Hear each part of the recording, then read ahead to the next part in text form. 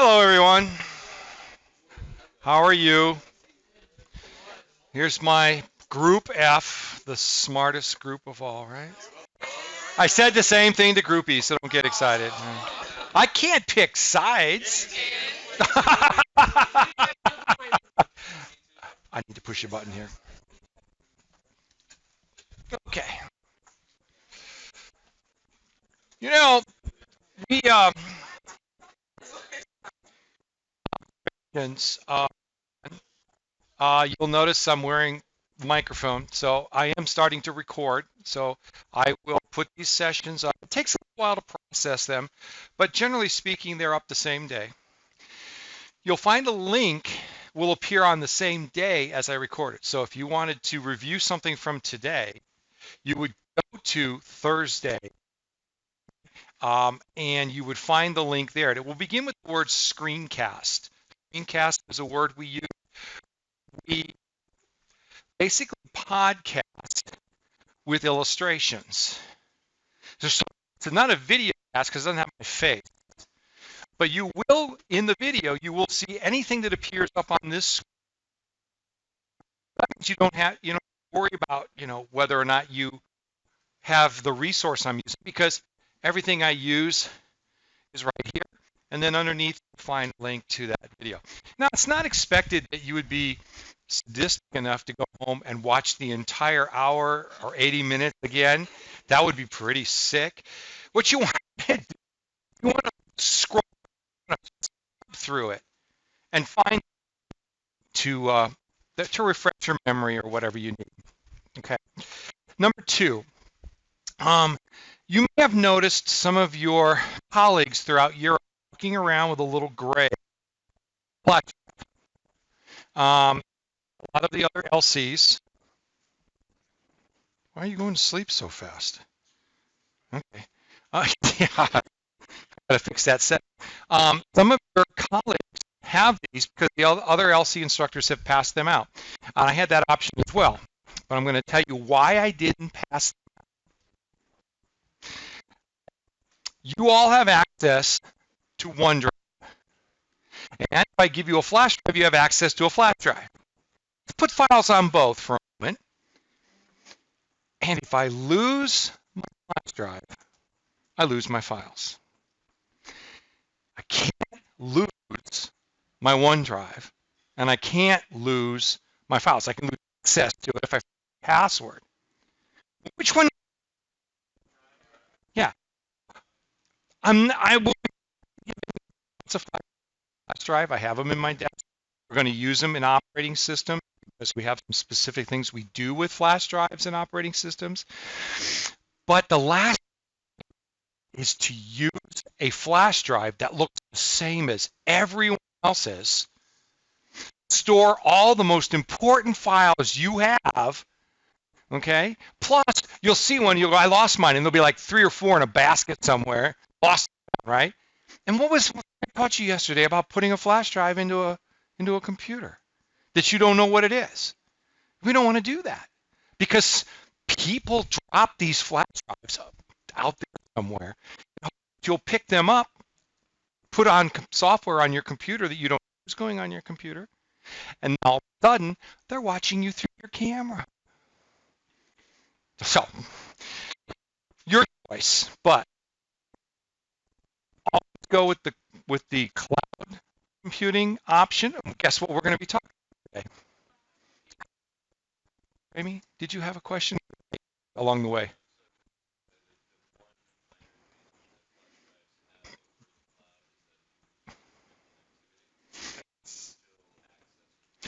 No, there's clearly really good options for a flash drive. For instance, if I'm a flash drive and run across to Kinko's and get it printed, or I want to take it to another computer and transfer it, it has some really good benefits. It's just that I've seen too many people or break them. Okay, have like a keychain holder on the end, and then people put 50 keys on their keychain.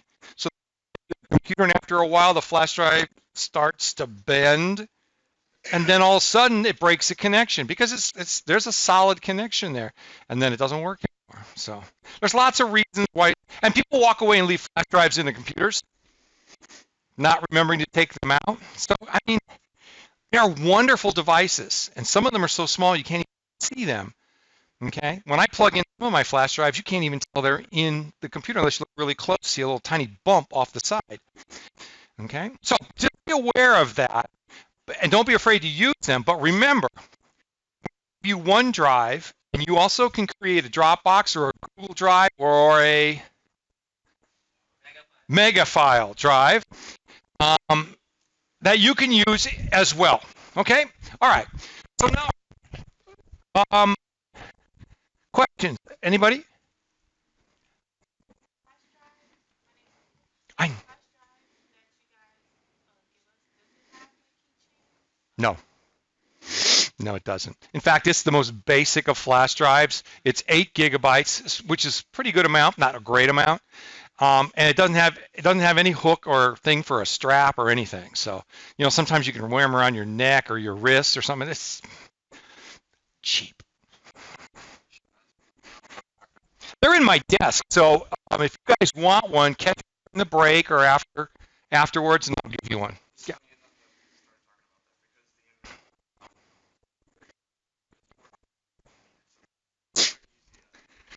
There you go. See, I mean, it's an emergency device, right? As long as you can keep track of it. We could get some eventually. I'll go to one out. I mean, there's some really sandpapery paper towel over next door. Or they'll just take about a half inch of skin off your face. You guys ready to talk about OneDrive a little bit? And cloud computing in general. And this is a fairly broad concept. And interestingly enough, now that I think of it, I found and read an article at lunch that deals with cloud computing. And I put it on my phone. So let me see if I can quickly bring it up on the screen or if it'll make me switch devices.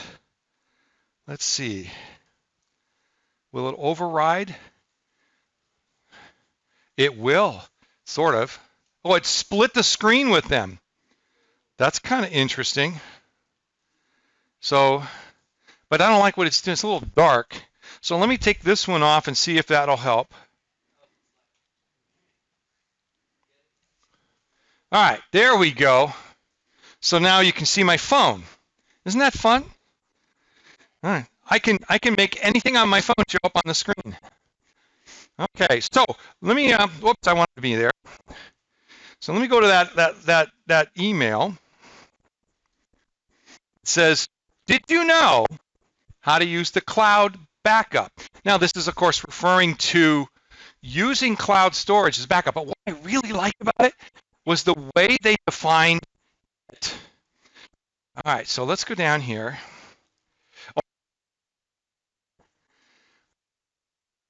This app is how I get most, if not all, of my news. Tap the banner. Okay, fine. I'm going to do whatever it tells me to do. All right, let's see if I have it now. Okay, so I'm going to read from my phone. It's a little difficult to read up there, but that's okay. Cloud computing has become popular in the recent years. The term cloud comes from referring to a large swarm. Isn't that a great word? Swarm of objects. And it made me think, have you ever seen like a swarm of birds, bees, and how they move and but they're all together, tightly knit and everything. So that's a cloud, okay? From a distance resembles a cloud. In the case of cloud computing, it refers to a large group of computers, including smartphone and tablets, that work together towards a certain goal. I thought, wow, isn't that a great definition? Is this any better? Oh, it's a little bigger, but it doesn't show up on the screen. Darn. Okay. Glitches. I can kind of zoom in a little bit. But look at what some of the things we can do in the cloud. We now can access applications. Okay? The cloud has applications. We have a word for that, or an acronym. That's AAS. The S's are capital. Anyone ever heard of SAS?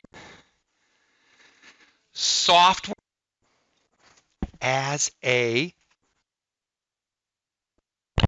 this is a business term to know, isn't it? It says to you in a meeting, our SaaS applications need a little bit of support, or we need to do this or that, and you're one of the programming team, and you don't know what SaaS means? Embarrassing. Okay? This is software as a service. This is really new. This is really innovative.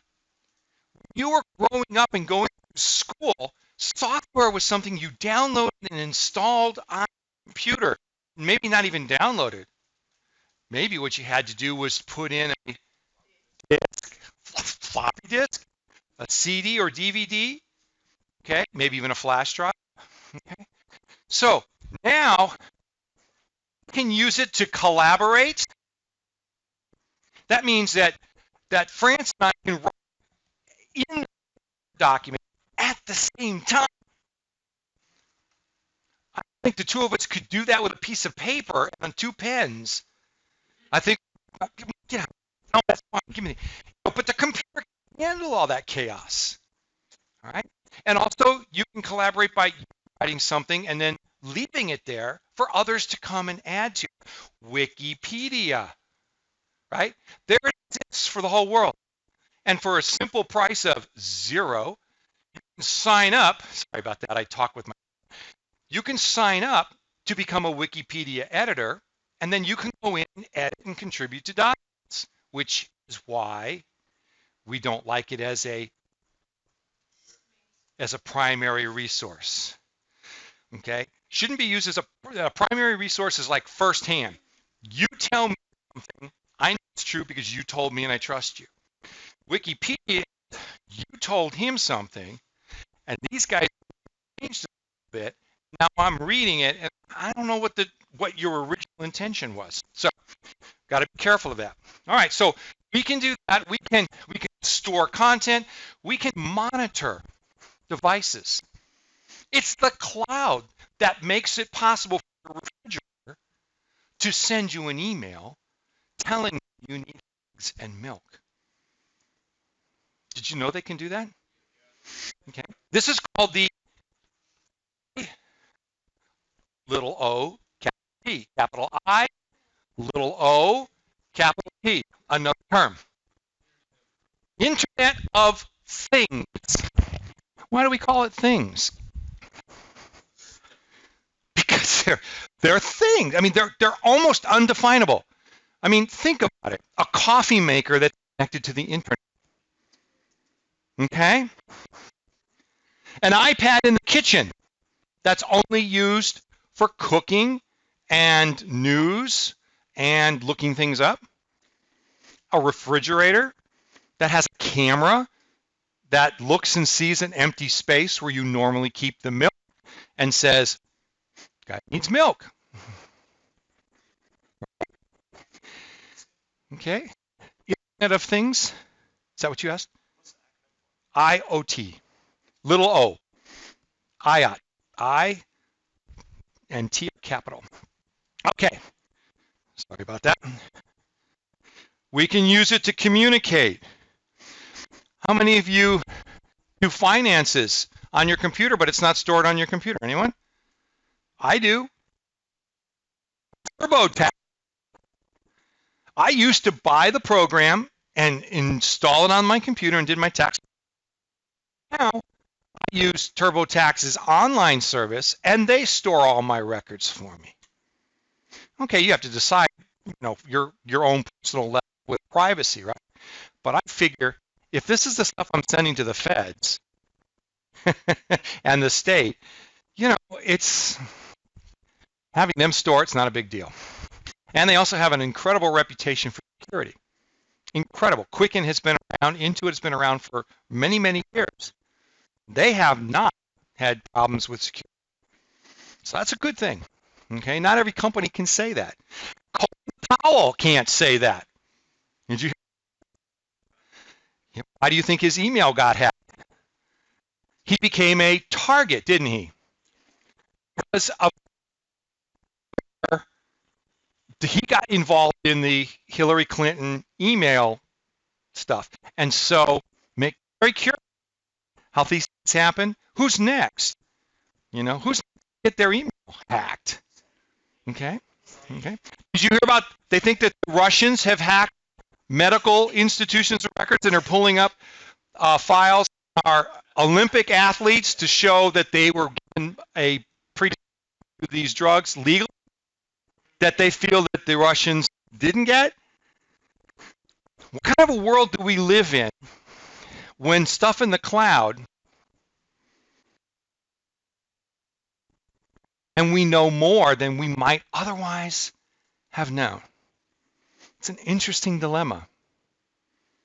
We might have, in another world time, we might never have even thought about that. We would have assumed, oh, it's simply impossible to get that information. But now there are people out there that say, if you say impossible, I'll be the one that'll do it.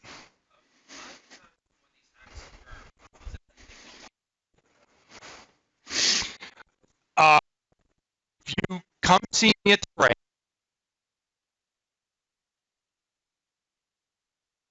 tools for hacking emails and communications. And these are used by white hat or good guy hackers.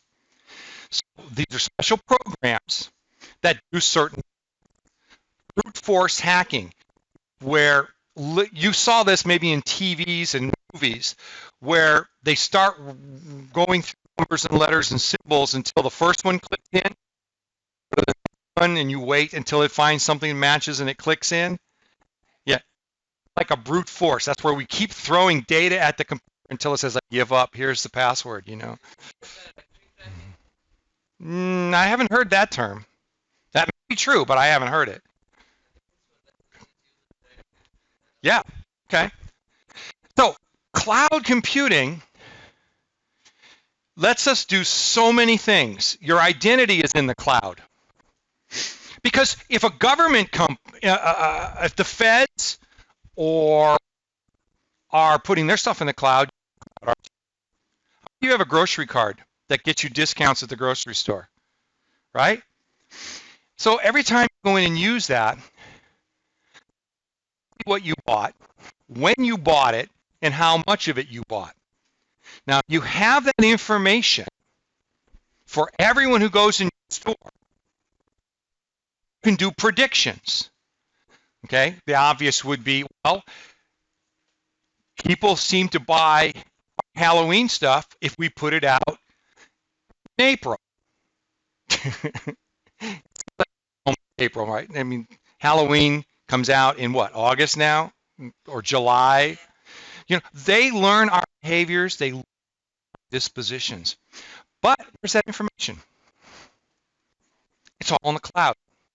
It's all in the cloud for someone to hack if they want to. Now, most, if not all, of the information, there's probably 99% of it is perfectly safe. But every now and then, we spring a leak, right? Somebody finds a loophole. When we update software, sometimes we make a mistake and we don't have room to go back and fix it right away. Somebody exposes that mistake to us. We come back with a patch. Apple had to do this recently. If you had an iPhone, they had on the news and everything, got to do this update, because somebody figured out how to hack phones, and we fixed it.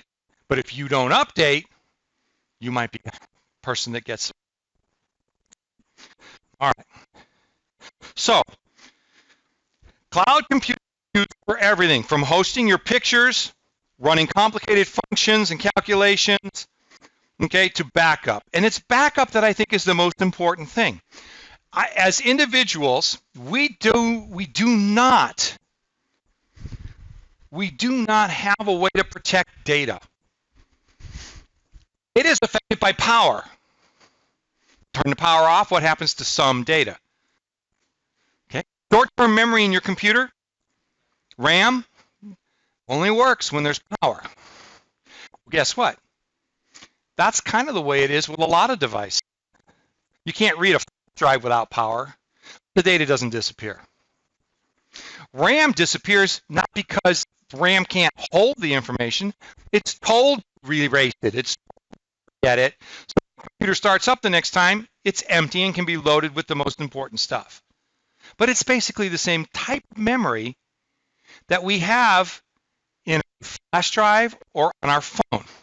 And as you probably know, we have little tiny batteries, the size round cell batteries, okay, that keep things working when you shut the power off, okay? So there's lots of ways to maintain your data. However, I know a lot of people who back up their computers. They have their computer at home on their desk, and next to their desk is an external hard drive. And what does the external hard drive have on it? The backup to their computer. So I go rob their house, and I go, oh, here's the computer. I'll take that. Oh, I better not take his backup. He's going to need that. Chance. So what's good as a backup if I can take it? Do hard drives fail? Can you tell when a hard drive is about to fail? No. And when it does, it's often too late. And people put this data on a hard drive until one day they make it work. And they go, well, I'll take it to somebody to fix it. And they say, sure. It'll be about $1,500. Okay? Because I got to put people in white suits and masks in a perfectly sterile environment in order to open up your hard drive, take out the platen, put them on another one, and spin it up and get your data off for you. That's very labor intensive. This is really hard. Yes.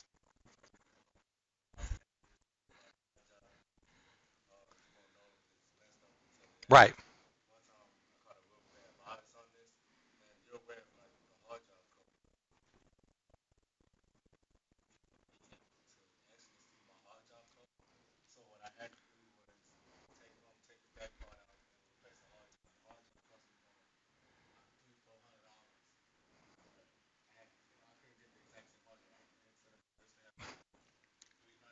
Yeah. Wow.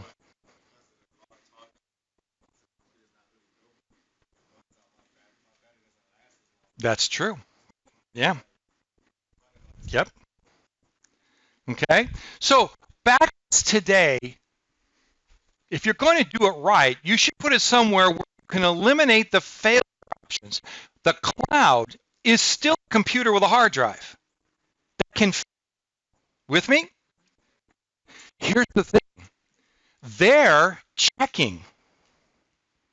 Whoever you are saving to in the cloud is checking, and they're backing up the backup and backing up the backup, which you're not doing, right? And then if the hard drive fails, they can pull it out, put another one in, and clone the old one back to the new one, which you're not do. So it makes a lot of sense, doesn't it? We can eliminate frustration, headaches, and mistakes by using a cloud-based system. Remember, the reputation of the cloud rests with the company that provides service. Do you think Google is going to take a chance on millions of people not being able to get to their data? Not a chance. That would take them from the number 1 to the number 999, and they'd be out of business overnight. Okay? Amazon, same thing. They have a huge network, and all they do is store data. You thought they sold books. They sell data storage to companies, businesses that use those systems. Okay. All right, so let's break it up a little bit. Did you know that YouTube is a cloud-based service? Yes, it is. Name another one.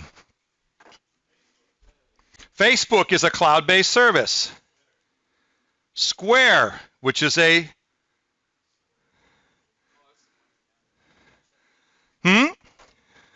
What is Square?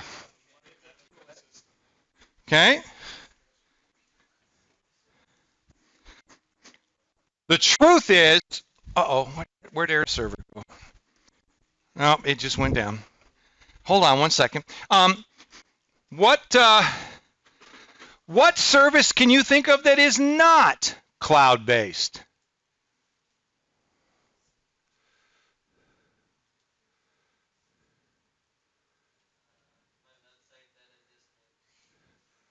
No, if you make a website, it's in the cloud. Oh, I see what you're saying. Okay. Yeah, if you haven't put it there, it's not there. You're right. Okay. All right.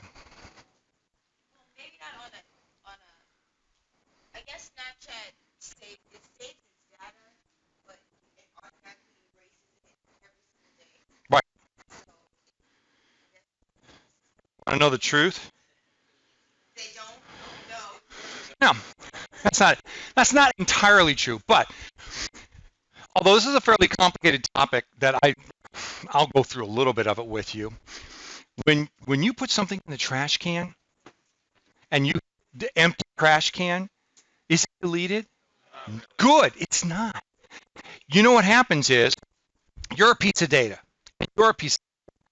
So I put you in the trash can. I'm going to write on you delete. Now the computer says that that's a file that I can overwrite with another file. I save you and it goes to the hard drive. Only if your hard drive is full or close to it will it say, I have no room. Where are those delete files? Okay, I'm going to take you, I'm going to replace, put him where you are, and then you are definitely gone. All right? But most people, right? So there's process never happens. So you go and sell your computer thinking, oh, there's nothing on it, and somebody with the right tools is going to get everything you ever did off the computer.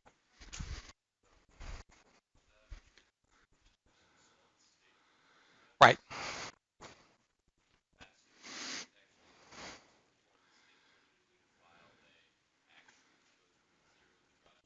Right.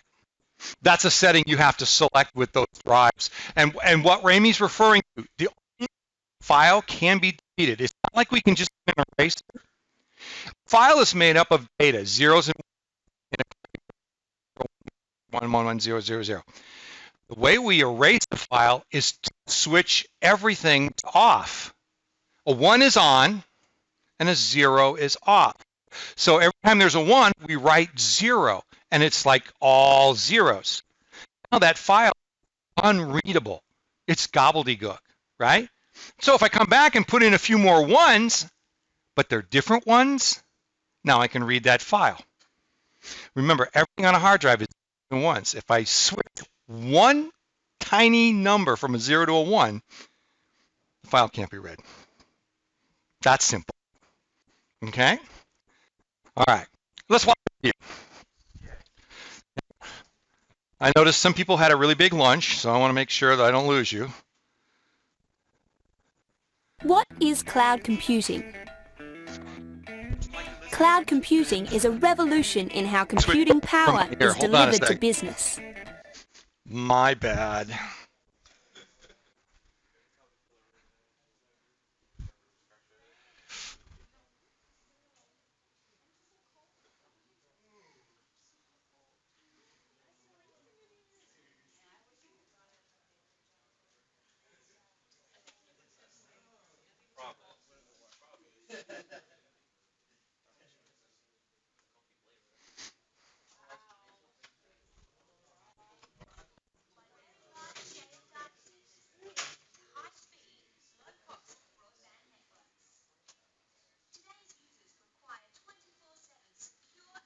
All right.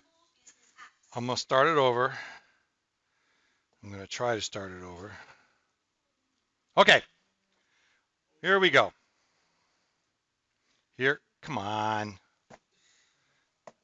Let me touch you. Come on. There it goes.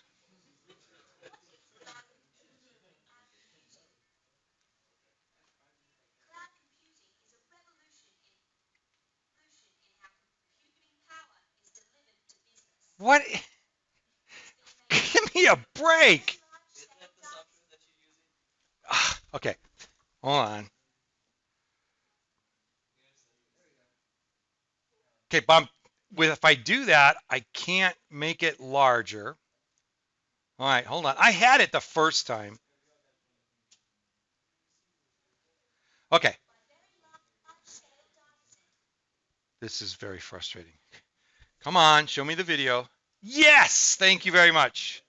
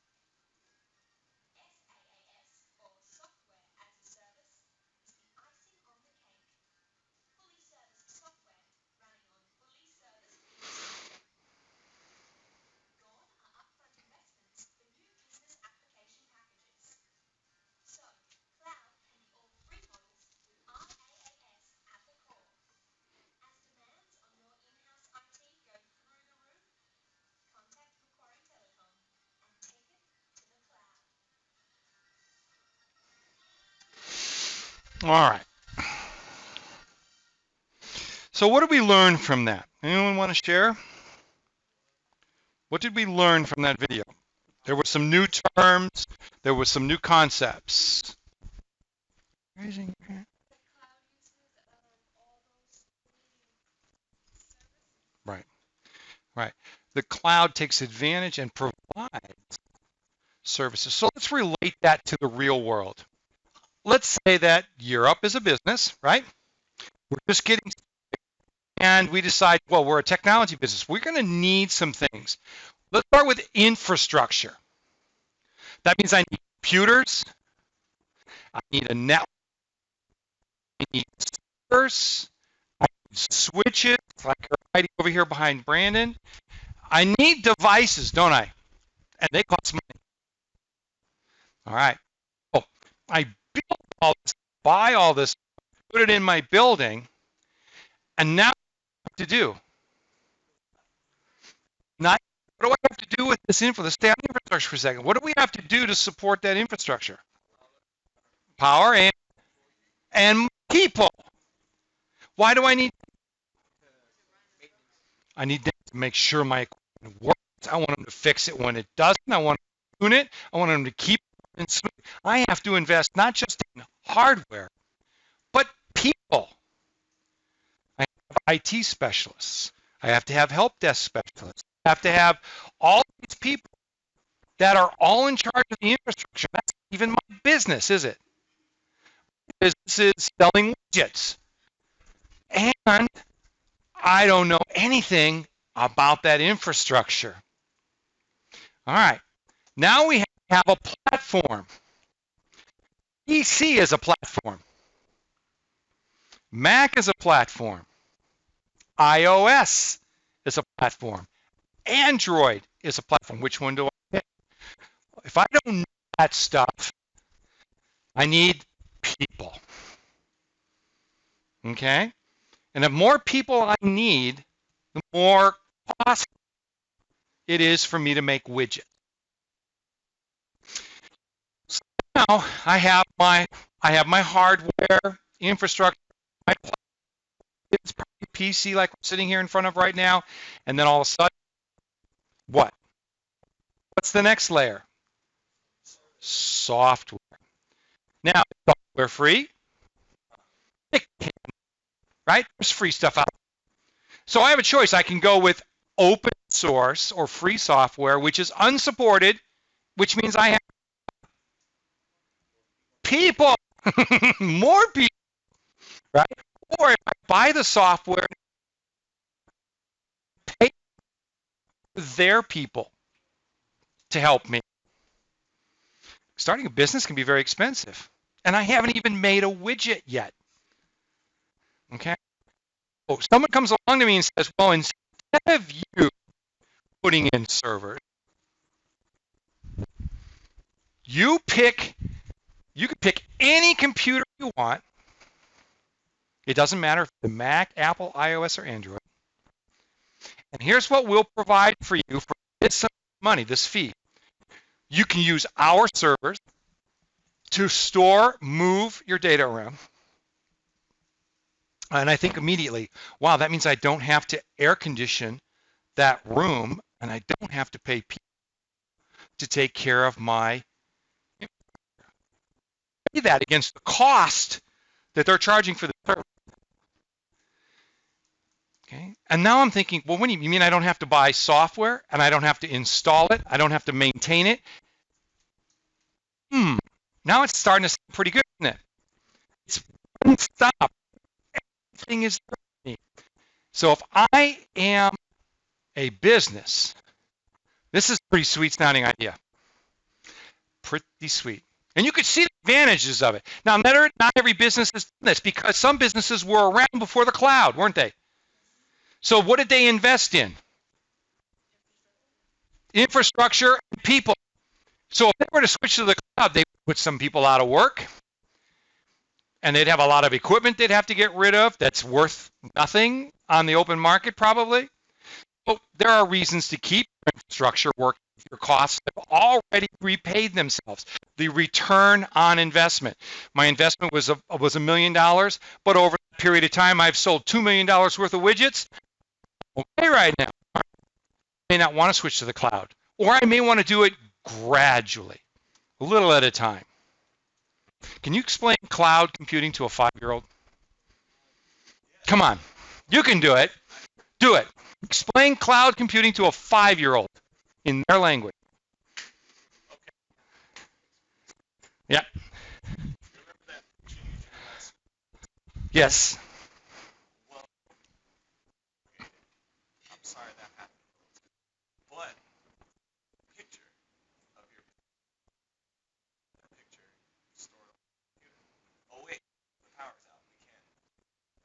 Mm-hmm.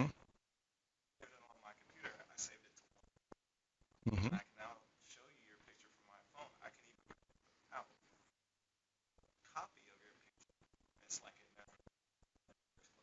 Pretty good.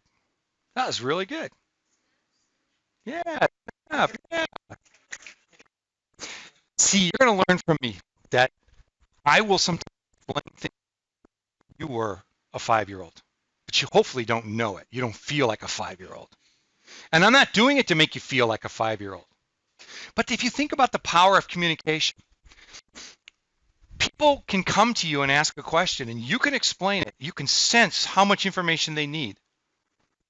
You could say, well, you could talk to one person. I could say, Carmen, for example, we could be in a meeting and I could say, well, Carmen, what's the status of our SaaS and our PaaS right now? Right? Awesome. Everything's perfect, she says. You know, and someone else in the room is going, SaaS, PaaS, what's that all about? Turn to them and say, it's an acronym for software as a service. It's cloud-based. Oh, okay. Now, what do I say to a kid? Well, I got a 5-year-old. He's not going to understand SaaS. He's not going to understand software as a service. No, your parents might not understand what that means, right? Your brothers and sisters, uncles and aunts, everything. What you have to say is that it is software that's not, but that you can use on your computer. It's like an online calculator. There's no physical calculator, but there's a calculator that you can use. Okay? It's a book that I can read, but I don't own the book. I go to the library and get the book. There's no physical book. How's it possible? This is call it software as a service. We call it platform as a service, and we call it infrastructure as a service because service $sign. Okay? Service means I'm going to charge you for this. Why is it important for you to know this? Some of you might be thinking that. You might think, well, it's all fun and dandy and all. I'm having a great time. Others are thinking, what's this got to do with apps? What's got to do with me being a programmer? What's this got to do with IT? Anything. You don't have to stand up. Relax.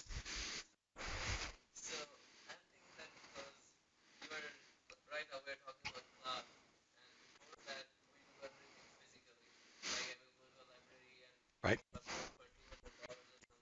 Ooh, what was that? The Good Bible? It's a really good book. Okay. Go ahead. So all the cost that they have printing and everything, but if you go to cloud, it's just a PDF file. So kind of they're giving you just access to that PDF file for $5 or $6. Well, that's really a good point, right? Think about this for a minute. If you want to publish, I'll be right to you. If you want to publish a book today, the cost of a physical publication, hardcover and everything, is going up because fewer people are doing it. My dissertation was published and bound like a big giant book, okay?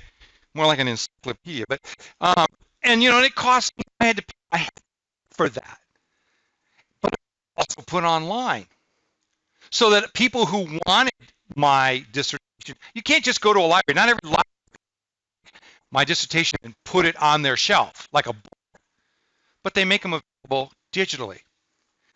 You know what? When this first got started, there was a lot of controversy over what it should cost. Think about it. Do I publish 1 million Harry Potter books? Or do I put one Harry Potter PDF on a server and give it to everyone who wants a copy? You can see the difference in dollars, can't you? Huge. It's still an issue. In fact, there was a time that there was actually a class action suit amongst publishers and Apple for what they were charging for e-books, e-material. And Apple lost for less than the publishers. They wanted more money. And so they didn't want this discrepancy. So that's one of the things that is so important. The cloud. The cloud can reduce the cost of operations and things for us.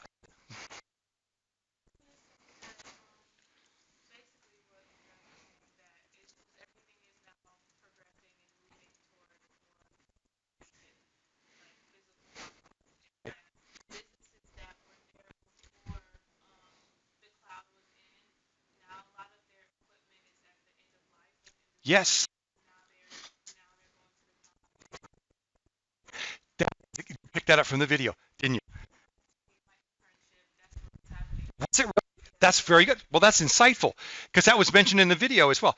You know, when we talk about those companies that were around before the cloud, sooner or later, that Windows 98, kind of like give it, or Windows XP, yeah, either one. They're still out there. There are computers that are still out there running Windows 95, Windows XP. They're unsupported because Windows says that's even to pay attention to. Okay, we've got to put our energy into the new stuff. But when something runs through its life cycle and it's time to repair or replace, that's when you think cost. What is it going to cost me to replace this infrastructure? 10 years ago, it might have cost me $1 million. Today, it might cost me $1.5 million, $1.7 million for the same thing. But I can go to a software as a service provider and maybe get the same level of service for a fraction of that cost. Okay? All right. Is cloud computing up there? 5-year-olds it's up there, don't they? Does it matter? Nah, doesn't matter if it's up there. Do you know what the greatest quote from a 5-year-old was? They went up and they go, "Oh, Dad, no clouds, no data." Is that cute? I mean, seriously. I mean, if there's no cloud, where's your stuff? Right? And, you know, so I guess Dad said, "Well, I guess I don't have to go to work today." You know, no, if there's no clouds, you know, there's no data. What happens if you have like really big stormy clouds and it starts raining lightning? Is that too much data? So what we do is we tell our 5-year-old cloud is a metaphor. And believe it or not, 5-year-olds understand metaphors. If you, it's as if it were up there. Because if I'm in a cloud, where I am. This planet is so big, I have to go a really long way before I can't see that cloud, right? But technically, it's always there. It's moving around. But really, what you need to know is this room could be a cloud. It could be full of servers. There are places on this planet, underground, above ground, on the ocean, in ships, in the balloons, floating. Okay, there are places all over the world. All they are row upon row upon row upon row of computers, servers, duplicating, redundantly collaborating data, sending data out, selling things, showing you things. You want to test your comprehension of this. When you get a chance, Google some of the following. How many servers does Amazon have? How many servers does Apple have? How many servers does Google use? How many servers does Google buy to replace the ones that they're constantly rolling in and out? Okay? And you got to remember, this is a massive industry. 9? How much? A year or a day? Or total estimate of what they have? Guesstimate.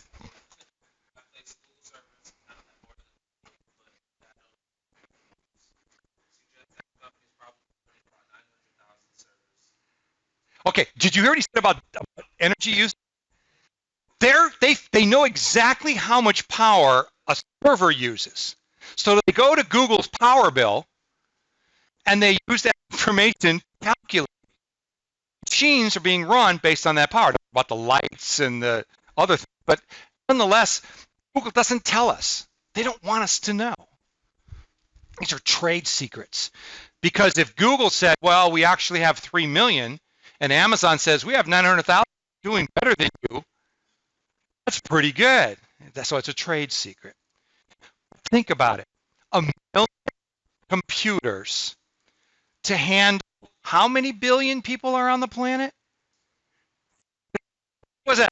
Seven people per computer per server? It's amazing. And that was when?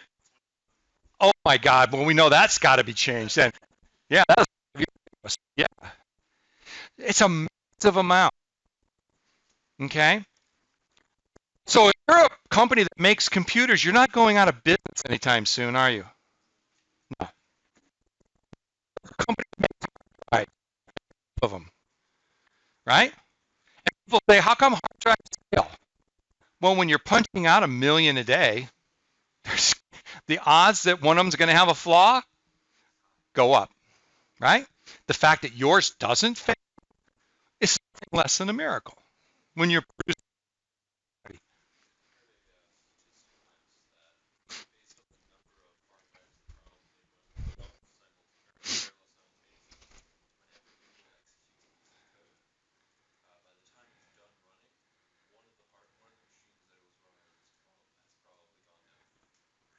Wow. Yeah, it's amazing, isn't it? Isn't that amazing? And then we have to deal with this.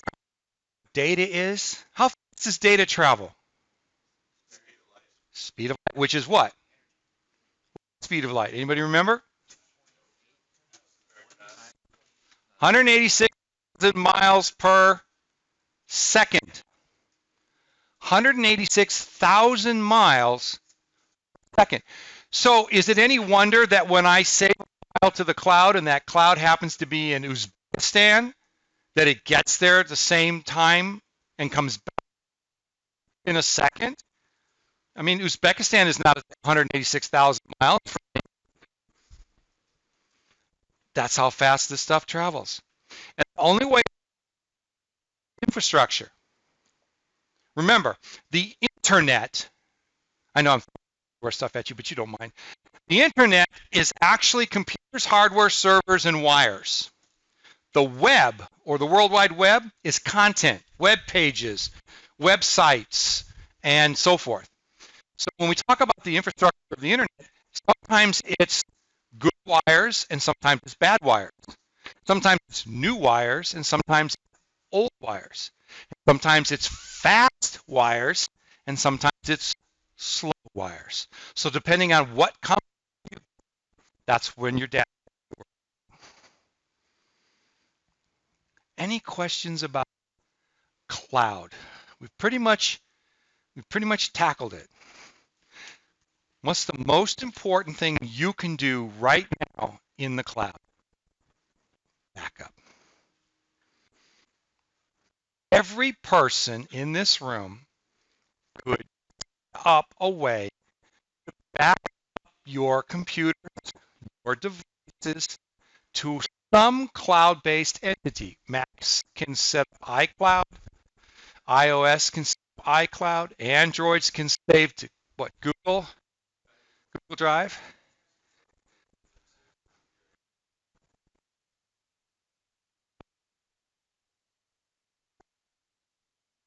Yeah, brought it up.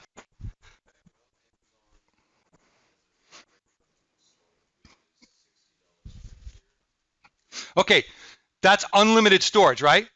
That's $60 per year. How many can buy a 1 terabyte hard drive for $60? I don't think so. Not a really good one. So for $60 a year, you could put 100 terabytes up there. And who's going to replace the drive if it fails if you own it? You are, right? If you own it. If you own it, it's your job. But this way, it's their job. That's a pretty good deal, isn't it? What's that, $5 a month? You give up a cup of coffee for $5 a month, right? Okay. Some people go to Starbucks. Okay.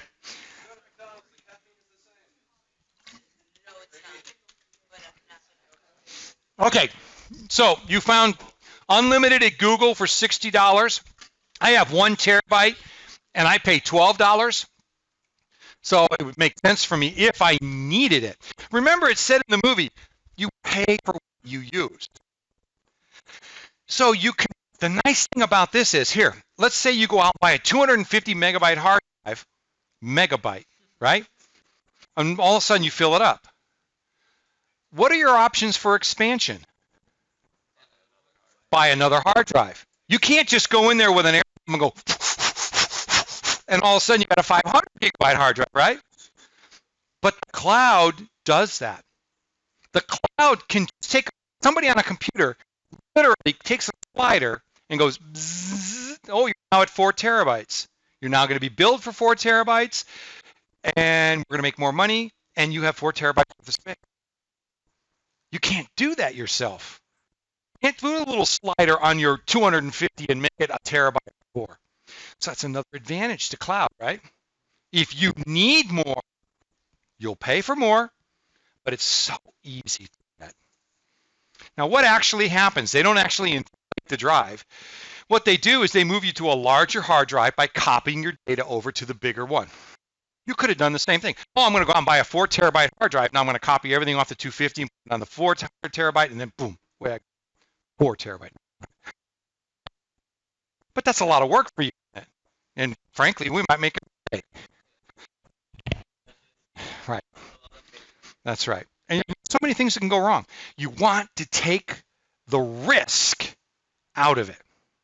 You want to take the risk out of it. There's also programs like Backblaze, Crash Plan, and what they do is they're apps that run on your computer. And you just turn them on and tell them, okay, I want my document folder, I want my desktop, whatever things you want backed up. Pictures, movies, whatever. Then you go to sleep and you wake up and you go to sleep, wake up, and you go to sleep, you wake up, and all the time these days are going by, what's your computer doing? Backing up, syncing data in the background. You never know what's going on and you never miss anything. Now somebody steals your computer. No panic. You go to another computer, log into that site, and there's all your stuff. My applications. Okay. After all, we don't want to back up applications. We can reinstall applications. We can download those, right? Okay. All right. Okay. Had enough of this? We want to do another round? One setback would be if you signed up with a company that went out of business. That could be a big problem. 2, hacking. If a company's security level were somehow compromised and your stuff was hacked, there's nothing you can do about it. You can't sue them. You can't do anything because when you sign up, you know those things, the agreements we always class to read. Very best, but you know what happens. They're going to be that unless they are culpable, unless there's something they did to cause that. You know, if it was an employee who gave out a password, if there's something they did, yeah. Now, Dropbox had a problem. Employee kept using the same password and never changed their password. And so what happens is hackers who are watching what's going on, it's kind of like they're standing outside looking through the window, and they notice that everybody in the room over here, you guys all sat there and changed your password. because it's that time of the month, which is a dumb thing. We all get notified at the same time to change your password. So all of a sudden, somebody monitoring is going to go, oh, look, it's password changing day. One changed passwords, but 22 did not. Oh, interesting. So old data goes into archives. Archives sometimes are less protected, and some they can go back in and fish for that unchanged password in hopes it's still a good password. Stuff like that happens. You do have to have the internet connection for this to occur. The nice thing about that it can occur over Wi-Fi or Ethernet, and so you can always go to a place. Like if your house is down, you can go to your neighbors, or you can go to a McDonald's or a Starbucks. However, a cautionary term here, and that is public Wi-Fi that doesn't have a password should not be used for banking and transferring your data files and things like that. You might go to a doctor's office and they have Wi-Fi, but they have the password up on the wall for everyone to use. The password indicates a level of encryption, not just a password to block you from using it. Passwords come with security. So if you had to go to Starbucks and Starbucks said, if you want to use Wi-Fi, check with the barista and they'll give you the password, at least you know the password. Only those people might change the password every week or whatever. That's a level of safety protection. So passwords are good things. You can never connect to a public Wi-Fi anywhere that has no lock or no protection, because I can name that anything I want. Okay? One of my neighbors, very man, set up his home Wi-Fi, and instead of calling it home net, home whatever, or leaving default, the cable company puts on it, he put FBI security van. Oh, surveillance, FBI surveillance van. Like the FBI would actually say, yeah, but it's like, it's fun. Looking, oh, look, and it's not locked. It's free. FBI surveillance van. You know what the common one is for people that are trying to hack into your computer? ET Wi-Fi. And how often do you see that? A lot. You can name it anything you want. So how do you know if it's the real thing? You don't.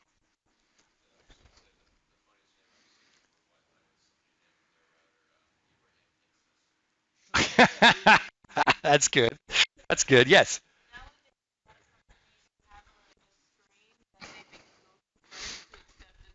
That would be like hotels and stuff do that. Other companies do that. Yep. Yes, we do. We do here.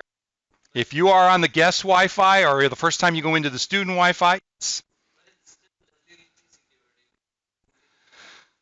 well, it is and it isn't. I mean, we're using a level of WAP, wide area protection. So, I mean, it's 128-bit encryption, which is standard right now. That could be hacked, but without going into the details, it's very difficult. Very difficult. Okay. All right. So, look at your course outline for today. There is one assignment. And that assignment is in the form of a discussion. And even though a discussion forum is like all of us talking about the same thing, I'm kind of playing outside of the rules with this. And what I want to have, we're going to treat it like an assignment. Okay, you're going to watch David Pogue's video, and then you're going to come back and comment on it, read the instructions carefully, and you're going to post discussion way each of you can get from each of you. I can't take your assignments and make them visible to everybody. Okay? Right? Like the for me where you're submitting it now for the current event. If I wanted you to read each other, I'd have to like create a place and then share all the files and so forth. Not easy. But by using a discussion forum, you then can go and look at anybody else's stuff and learn from them and get their perspective.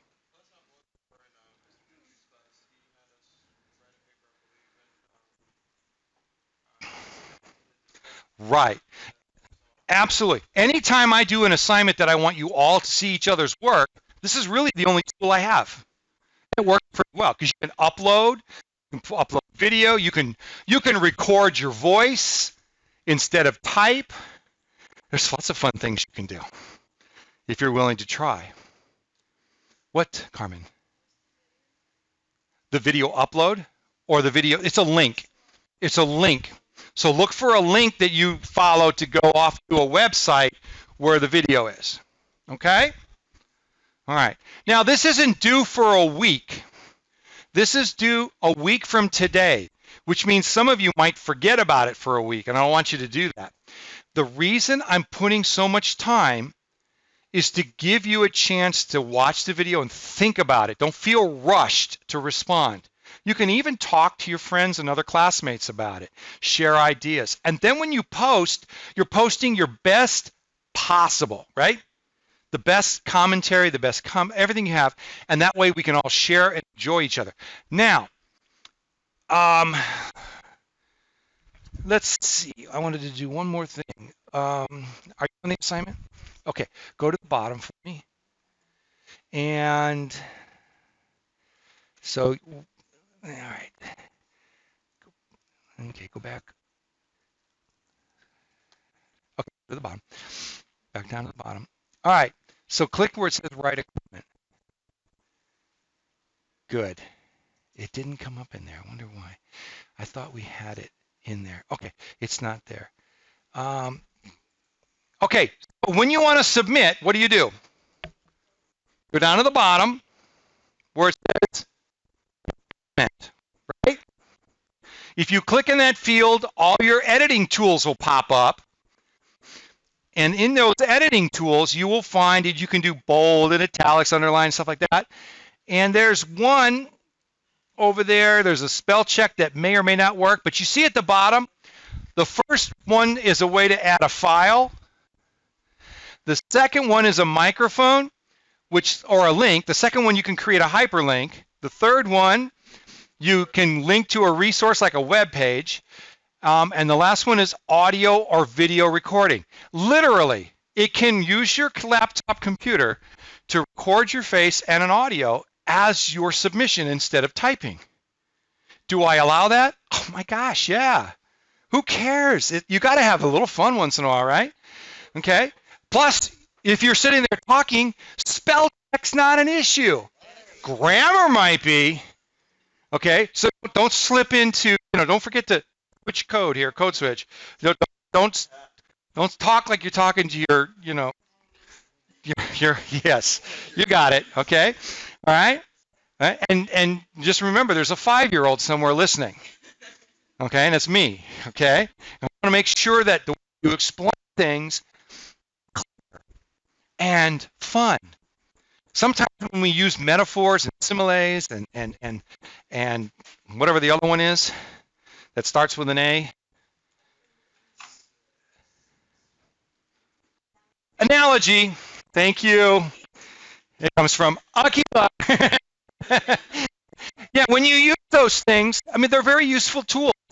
Something is as this, something is like this. That's how we learn. And that's how we understand things. When we talk about data in the hardware, it's not running around on the motherboard. We talk about roads and highways. Okay, so we think about out here on I-85. Okay, and you come in the morning, and that's really slow. And data like that. All of a sudden, it's going 5 miles an hour. Not good. But if at 4 in the morning, you can go through as fast as you want if you can't get caught, right? Sometimes we talk data moves like we do highways and roads and congestion. How many lanes there are, okay, for data to get through. If I-85 was going, wouldn't happen, would it? If it were 10 lanes going one way and 10 coming the other, it's what, 5 or 6? And I don't know altogether, yeah.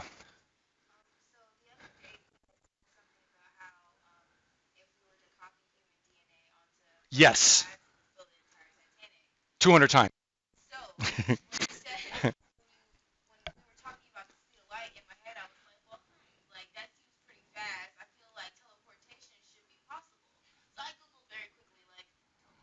Yeah, yeah. Yes, that's been done. So it's like cut instead of copy, right?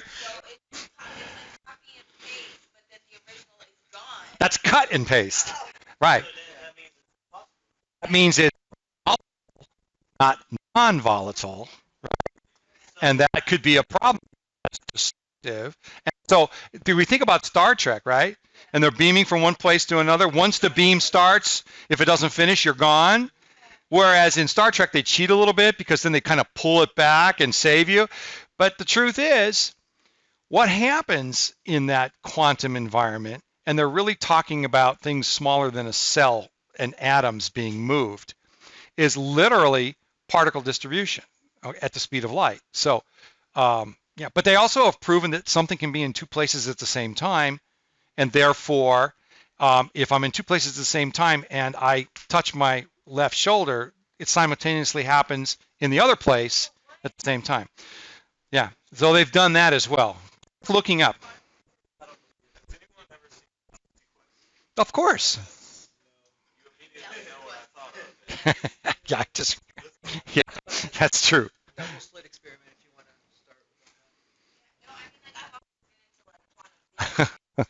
It's very complicated if you follow it like through a news service or something like Flip, whatever.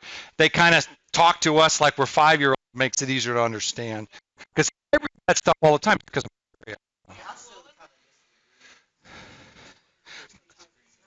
okay, all right. So for the last 10 minutes or so of class, if you want to go and watch the video or if you want to do something for another class, you can because I've covered what I need to do. Tomorrow, prepared, start right away, right off the get-go with your patients. And if I, for some reason, don't get through everybody, panic, I'll slide over to another next week. Don't know which one, but I will. But at any rate, if you are ready, when you come in, you can let me know if you want to go first or last or whatever.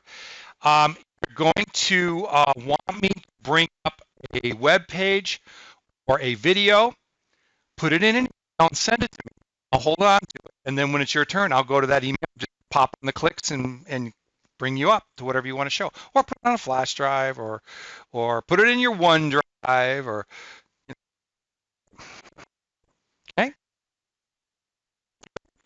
We'll turn off the recording. Go ahead, Matthew. Yes.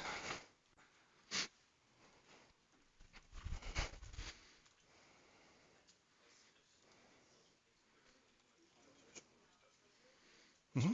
Mm-hmm.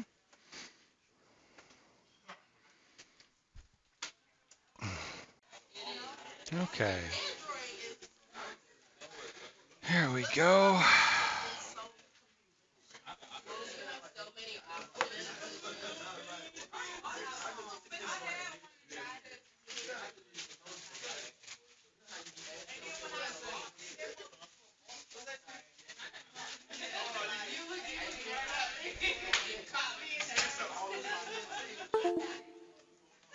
All right.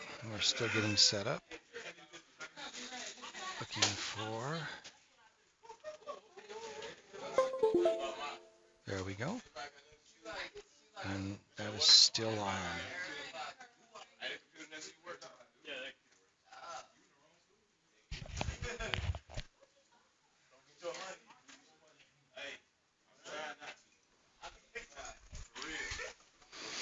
Welcome back. Now, while you guys are getting logged in, if any of you are interested in the flash drive, they're being passed out.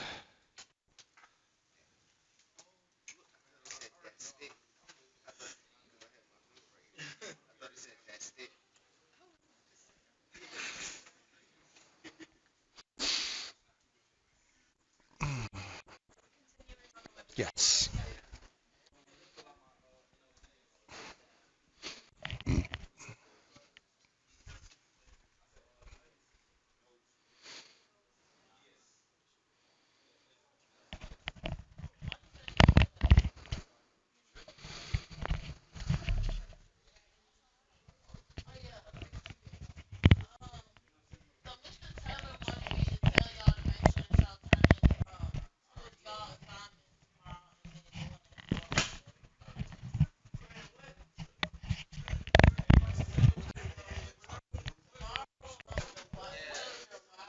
All right, let's see if we're still recording.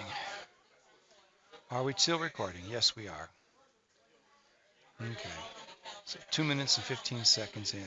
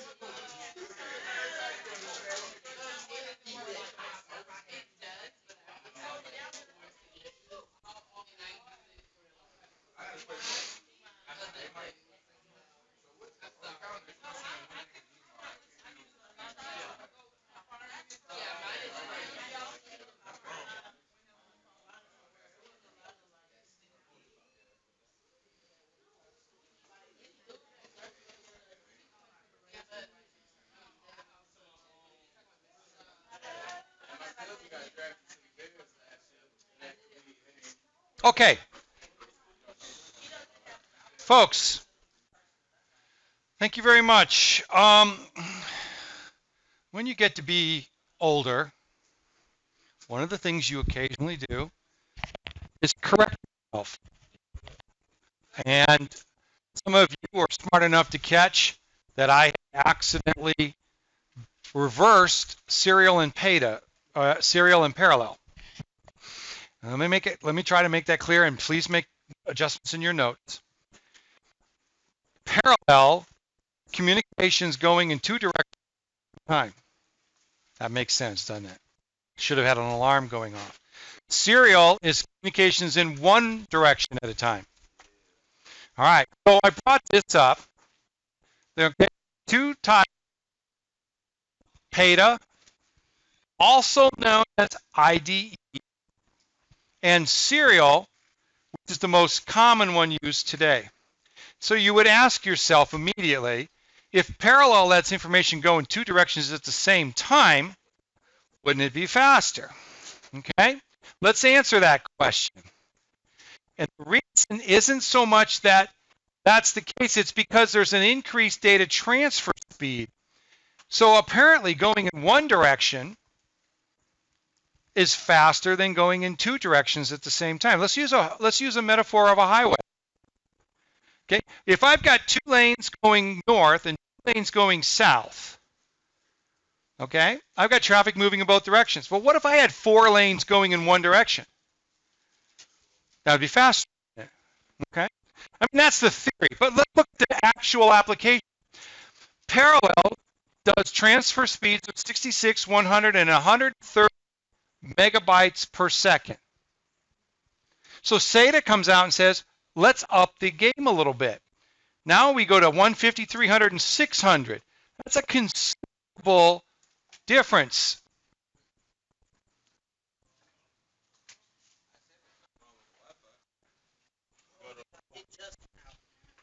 What did?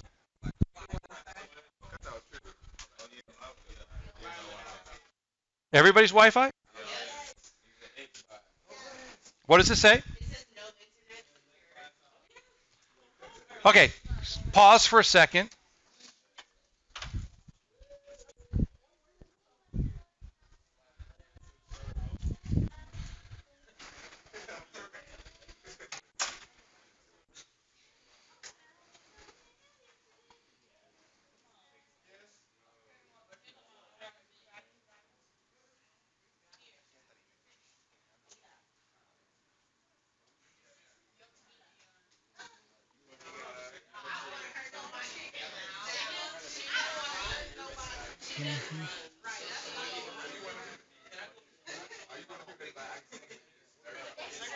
Okay. Testing. All right. Okay, folks. Shh. Listen up. Okay. All right. We're good. Yeah, I'm sorry for the craziness. We'll look into that and see if it does it again. I apologize, but we seem to be having some external issues with that. But in the meantime, are you able to get back into the Nearpod presentation? Let's get you back in. When you get back in, you should be right on the same slide I'm on. It's not up on the board right now, but it is on my pad. I didn't switch it over. So you just have to just get up to that Nearpod presentation we were on this morning. It should be on that. Oh, I can tell you it's OVPSE. Sorry, what am I doing? OVPSE. It doesn't actually matter. It'll put them in as caps automatically. Hey, while you're doing that, I'm going to be in this room tomorrow during lunch doing some wiring of Ethernet on this side of the room. If anyone is interested in how that works and how we do that, come on by and join me and have a little bit of fun. Okay. Basically, we're going to be putting down plastic cable guides and running cables, and we have to make sure clean, neat underneath the tables. We got to get them the right length, all that kind of fun stuff.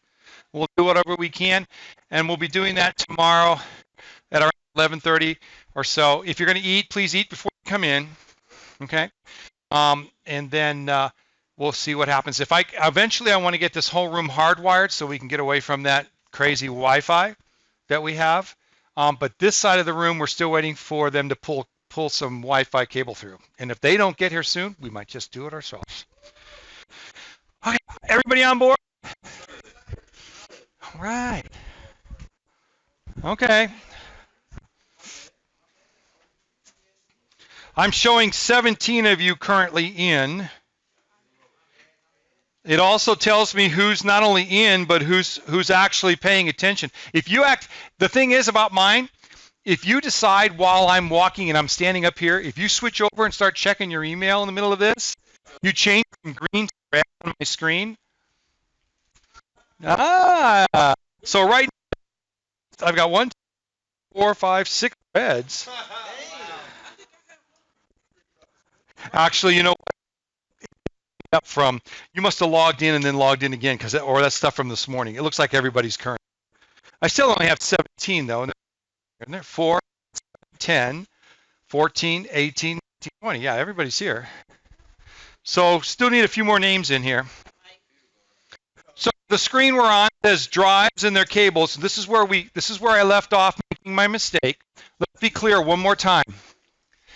Parallel moves in 2 directions at the same time. Serial moves data in 1 direction at the same time.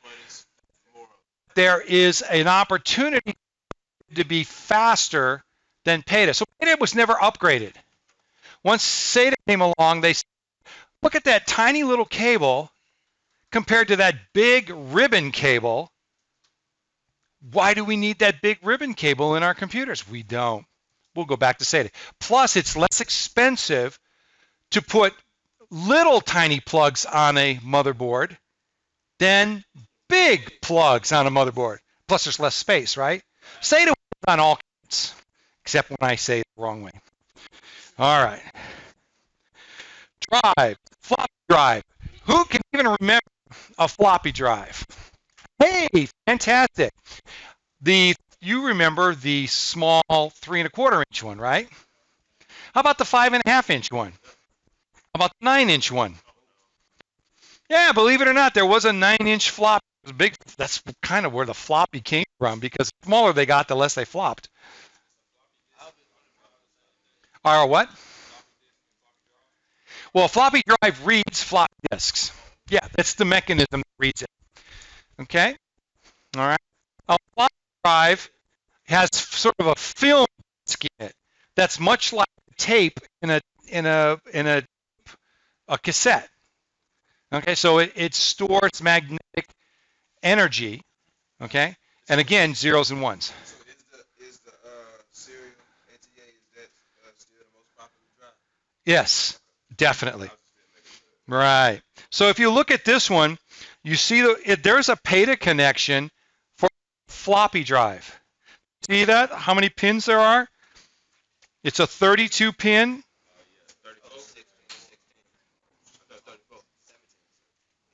What's that? What did I say?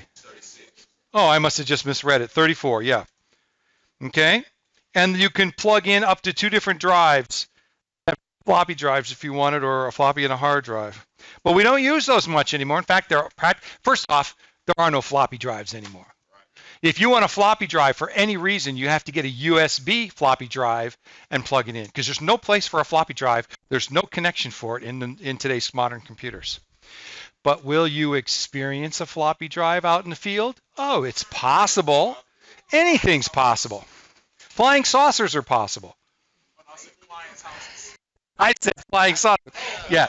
No, I'm just teasing you. Okay.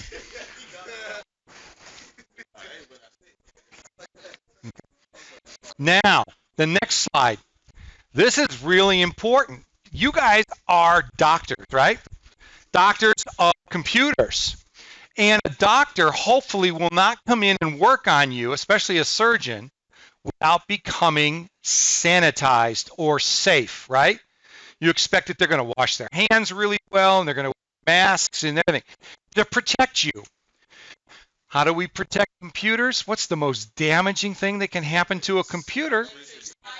Static electricity, or energy that is out of control. Too much power melts and burns things. Static electricity is an incredibly small electrical charge. However, it is extraordinarily dangerous because it generally happens when you touch something that isn't supposed to come into contact with any kind of electricity. So for example, I'm walking around on the carpet right now, okay? And if I started working on the inside of a computer and I touched the motherboard and hit a solder point, those are the little silver things that are sharp. The electricity that comes out of my body by grounding onto that circuit then runs rampant and can destroy the motherboard. And you would not feel it. Know when it happened? No. There isn't enough electricity for you to get shocked. You know, when you have static electricity and you touch something like that, that's a big one. We're talking about really little ones. Then what we do is we counteract that by grounding ourselves, because we contain electricity, don't we? Yeah, we have electrical going on all the time. Right. So if I might, geez, you know, I got a shock, right? If, however, I am grounded, meaning that all electricity flowed out of my body to something else, then I can't get static electricity, right? Okay, here's something for you to think about. You know, the way electricity flows, it goes to wherever it is going to allow to go by grounding. So this is why you walk outside, see power lines. Sometimes you can hear them buzzing, and yet the birds come and land on them. And the birds don't go, right?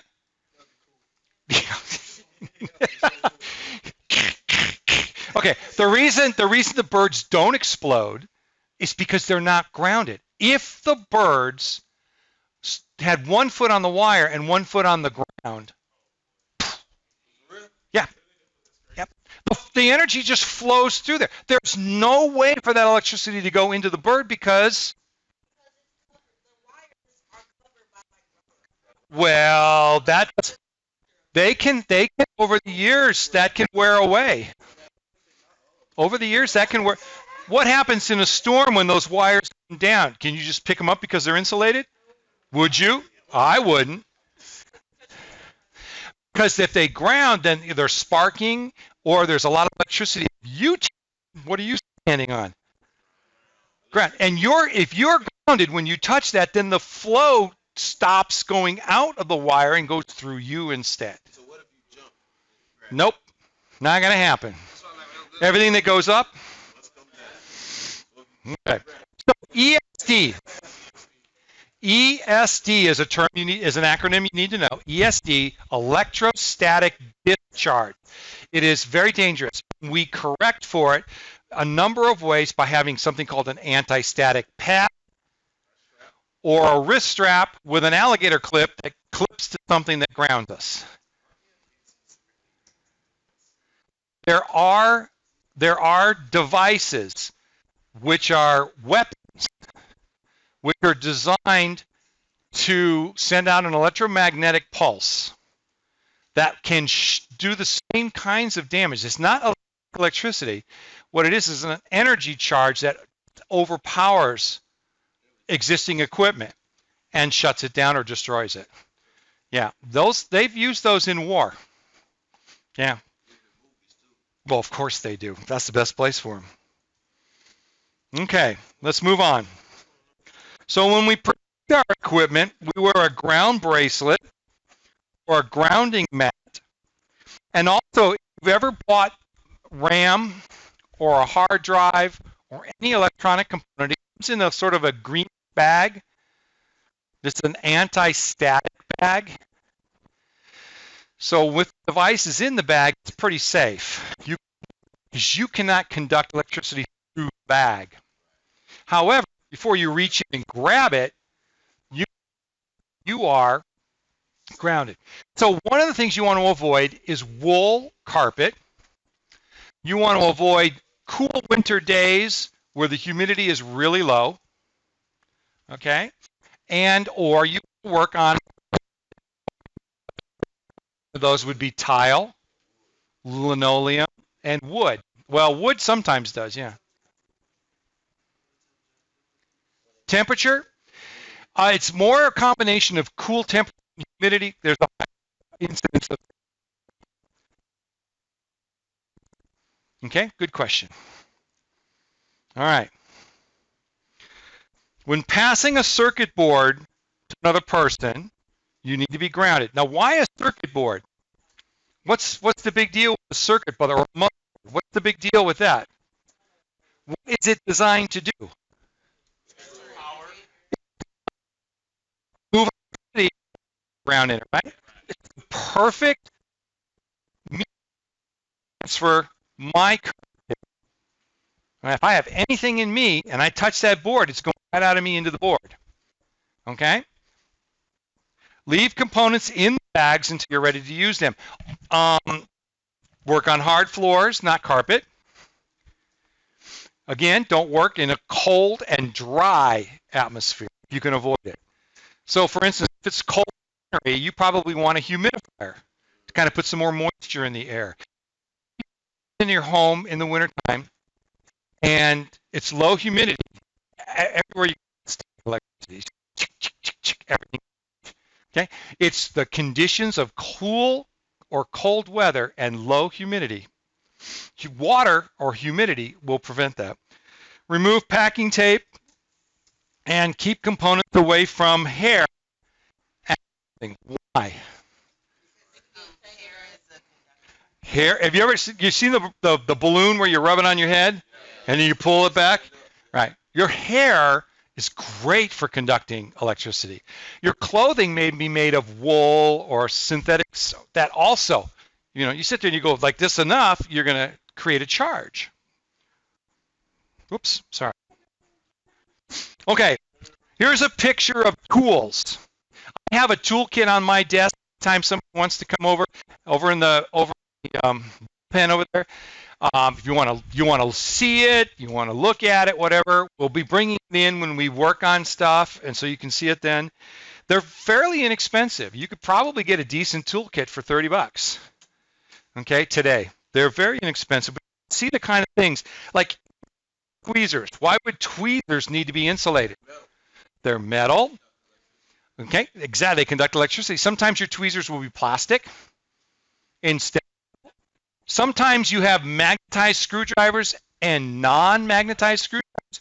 You sometimes don't want to magnetize because magnetism can be detrimental.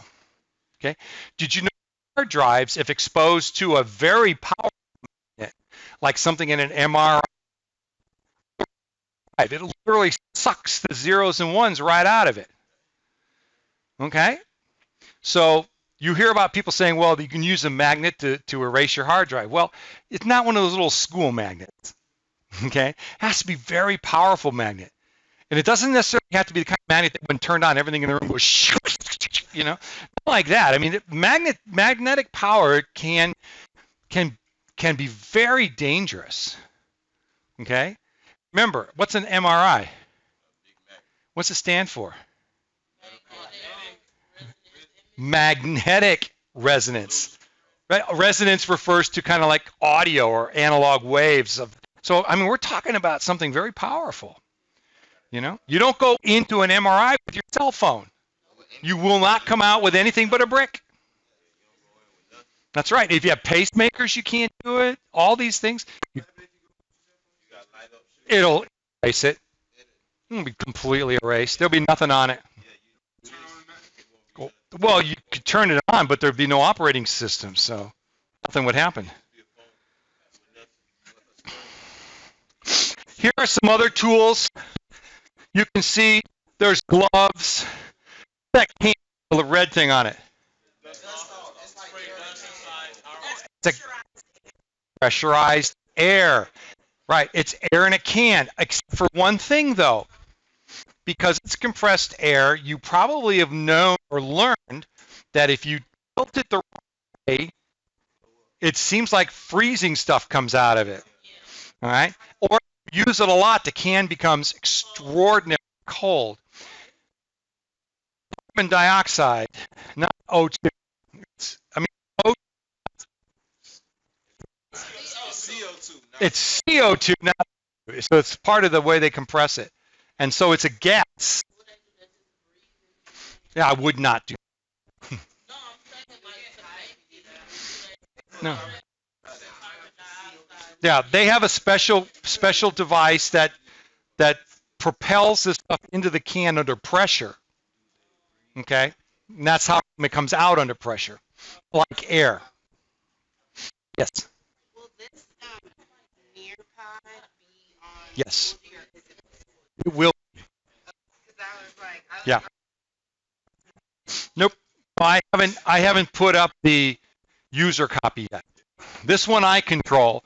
The one I put up this afternoon is one that you control. Okay? All right.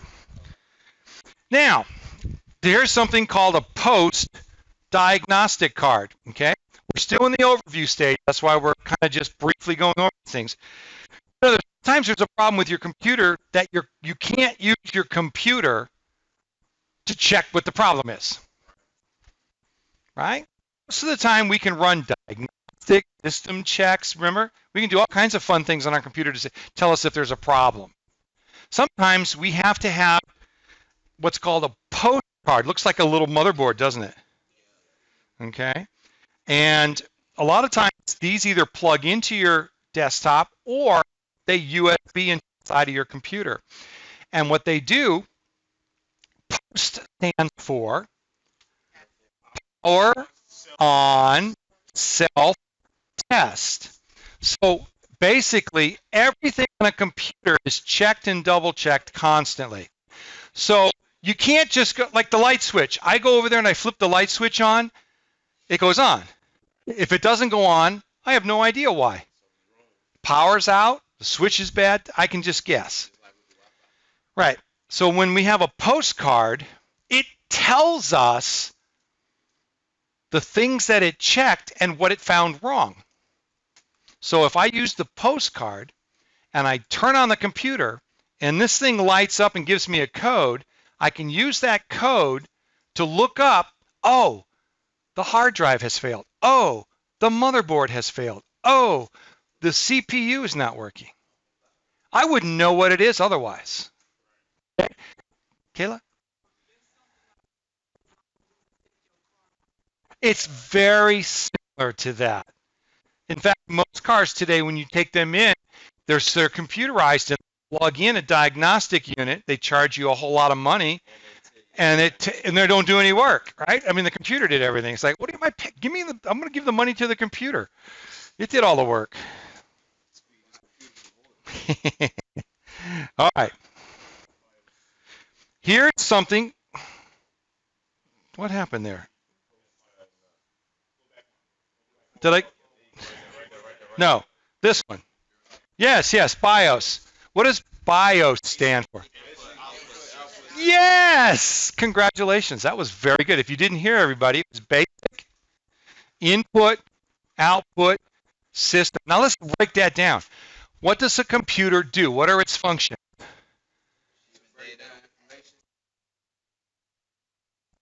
It takes in information, it sends out information, stores information, right? Now, knowing that, that means that it is an input, output, right? We got that covered? Basic input-output system does what? This is the instructions on how your computer is to start up every day, and it's stored on ROM chips, which is read-only memory. It's the thing you don't touch or you can't mess with. All right. Now you can access your BIOS system on your computer. Every computer can access BIOS. When you first start up your computer and on the screen it says press escape for other options, or press F2 for help, or press F10 for this, it depends on your computer.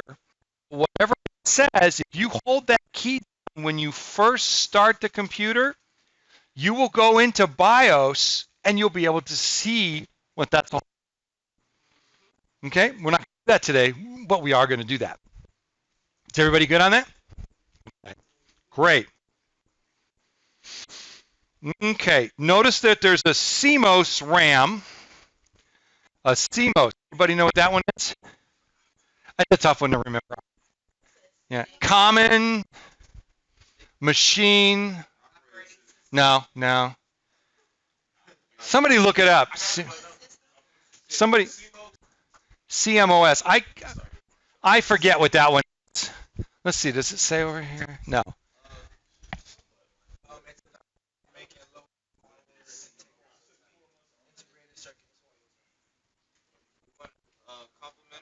Oh, complementary. That's right.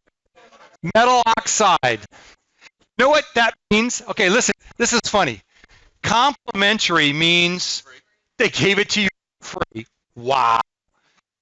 Oxide is the material used to make the battery. Semiconductor means battery. Isn't that wild? Why couldn't they have just said battery? No, it's a complementary metal oxide something or other. Free battery. If you look, there's a place on every motherboard where you can slide in battery. They last a very long time, and they keep power on so the memory doesn't disappear. So guess what happens when the batteries go bad? You do, but what tells you that your computer's battery is kaput? Because you have to keep it charged at all times. No, it doesn't affect that. Something happens on your computer. No? Battery won't charge anymore? Nope, it's not. It's totally different from your battery. What is stored in that stuff? What information is stored? It's lost. There it is. Right here. Joynicia got it. Date and time. The current date. And the time of day is stored there, plus a few other like preferences. Nothing serious. You can continue to use your computer forever, except for you have to set the date and time every time you start your computer up. That's how you know most battery gave it up.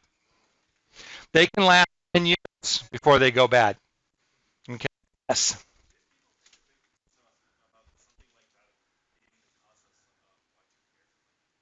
Why what? No. Because what happened with Y2K was when the computers prior to that were built and managed, they didn't expect them to be around, and so they didn't code in 20 instead of 19. They put in a default that says that all dates are 19XX.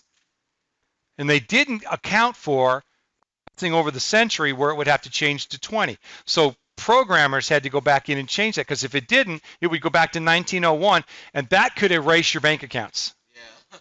Does that make sense? That's what it was about. Yeah. It was a programmer's nightmare, but it didn't turn into a big deal, did it? It kind of fizzled. Okay. Any questions? All right, let's move on. How do you know if your power supply works? Well, I think this is a pretty easy answer. Yes, but we get a power supply tester when we get weird problems like, okay, there's power to the computer, but the hard drives don't work, and blah, blah, blah. We don't know where the problem is. So a power supply tester will tell you which of those cables coming out of the power supply are good and bad. So it'll say, okay, we can't get any power to this cable because it goes to your fans. There's nothing we can do. You got to get a new power supply. But obviously, if your power supply does not work, you know it right away. You've got nothing happening in your computer. Also, power supplies have fans built into them. If that fan's not spinning, you know there's a problem. Okay? All right. What can kill a power supply? Heat? Water? Yes? What happens as a result of a blackout or a brownout? What happens? It's a surge. There it is. A surge of electricity is kind of like an embolism. You know, you're living beautiful one day, and all of a sudden this large clump of blood in your bloodstream starts moving around until pops into your heart, blocks things, and boom, yeah. I mean, it's just like having a BB rolling around inside your straw. At some point, it's going to hit a spot, it's going to stop, and no flow will take place. Well, that's what a surge does. It comes in with this large amount of current, fries everything it can find, and you're left with dust. Okay? All right. So there are such things as power supply testers. If you happen to be a person who's working on as a technician, this is something you will work with. Here's something else that's a wonderful tool to have. It's called a multimeter.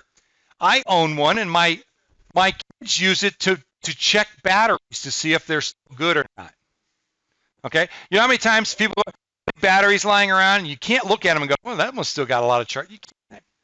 Right? So a multimeter lets me touch both ends, positive, and it reads back into the multimeter and tells me how many volts are in that battery. You use a multimeter to check circuits to see if there's current flowing through. You check to see if there's anything or electrical happening on your device. And we'll take a look at these also and when we go into lab experiences. Okay? Mostly it's used to measure voltage. You can stick it in an outlet, find out how many volts are coming through the outlet. Very handy. I don't think it registers high enough for a car battery. Well, it should. 12 volt. Yeah, it should. It could work. Yeah.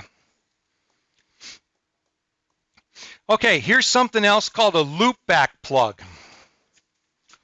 Okay? We use a loopback plug to make sure that the actual port on your computer is working properly. So it sends information out, goes down the cable, comes right back in, and says, yep, it worked. It's called a loopback plug. We use that to test Ethernet ports, RJ11 phone ports. We use it even to test SATA. Okay?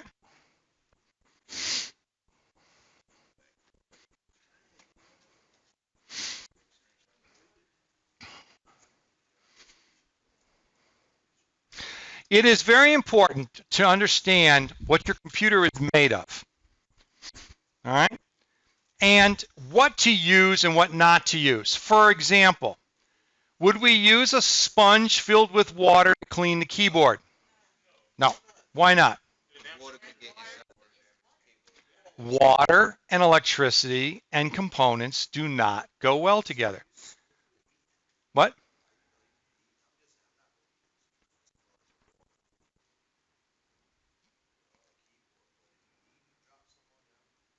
It Well, it could be sticky, but also can short out your keyboard so that it doesn't work. So if somebody spills a Coke or something like that on your keyboard and you flip it over, you try to get it all out and you wipe it up, you never really get everything out. Even if you use a air to keep blowing and blowing and blowing, the soda will dry up inside the keyboard, create a circuit, a path. You imagine a drop of soda that you can see on the counter.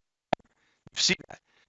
If one part of that drop touches the circuit over here and the circuit over here, it conducts electricity between them. Sometimes you can't. Sometimes you replace. Okay? I've heard of people taking their keyboards and putting them in the bathtub and rinsing and washing them. Do that. Well, because they don't know what they're made of. All they see are plastic keys, right? Like the external keyboard, that little, it doesn't look like there's any moving part. It doesn't look like it's just plastic, right? If you take it apart, there's some incredibly thin gold metal components in there that transmit. And people don't know that because they don't take it apart. They go, oh, just here, put it under the sink. Let's just give it a good wash. And then they plug it in and go. So what do we use? You can use an alcohol, what do I want to call that? Those little things like a wipe, an alcohol wipe, okay? You can use specially made wipes that are made for computers, but my best is a microfiber cloth that doesn't have any fluid on it at all. Microfiber cloths tend to pick up the oils and things that are on the screen when we touch it, and they tend to pull them off the keys as well. I keep one for all my devices constantly. When I turn it off and look at it, it's gross. So I've got to do this to make me feel better. My kids use it, it's even grosser. Okay? All right. So, be wary. Never use chemicals to clean a computer unless the chemical has been specifically designed for that purpose. Yes, exactly. Okay. So, for instance, here's an example of, it says monitor wipes. They're very low fluid. I mean, they're almost like a dry wipe when you pull them out. They're not like your common baby wipes or hand wipes that are really wet. These are actually a little drier. You don't want a lot. You certainly don't want anything to rip down your screen that can go in between the cracks and get inside. Okay? So you got to be very careful. There's things like head cleaners. Okay? What head would you clean? I mean, this is stuff back from tape players where you clean. We don't have heads to clean anymore. There's different things. So be very careful. Okay. And there's the summary. Now, let's talk about our homework for a minute. I get it. Don't worry about it. We can all stand as far as I'm concerned. I'm cool. Yeah. For those of you who were looking ahead, you'll notice some differences. Let me just get my computer started up here because it went to sleep.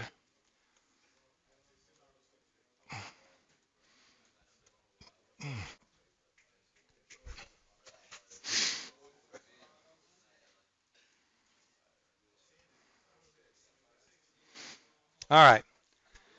Okay.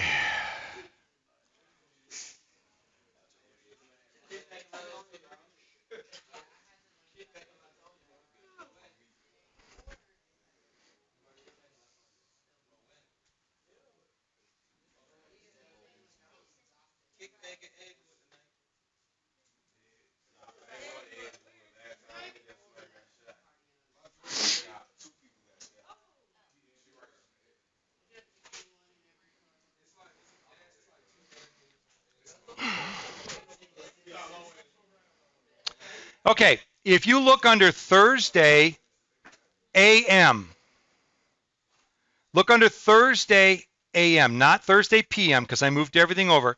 Do you notice what's at the very bottom? Screencast. That's the video from this morning's class. So this one that I put up after this class will say screencast or hardware presentation 2. All right, so we have two things that are homework that you need to do between now and Monday, or actually now and Sunday, because it's Monday at 8:30 they're due. All right, they're both videos. One is 28 minutes long, okay, and the other one's 2 minutes and 19 seconds long. All right, the reason I put these times here is so you can budget. You can go start it and finish it in one sitting. 28 minutes, you know, that's maybe how long it takes you to get home on MARTA, and you can watch it if you have connectivity. Or maybe that's what you watch, you know, an hour before you go to bed. So let's take a look at what you have to do.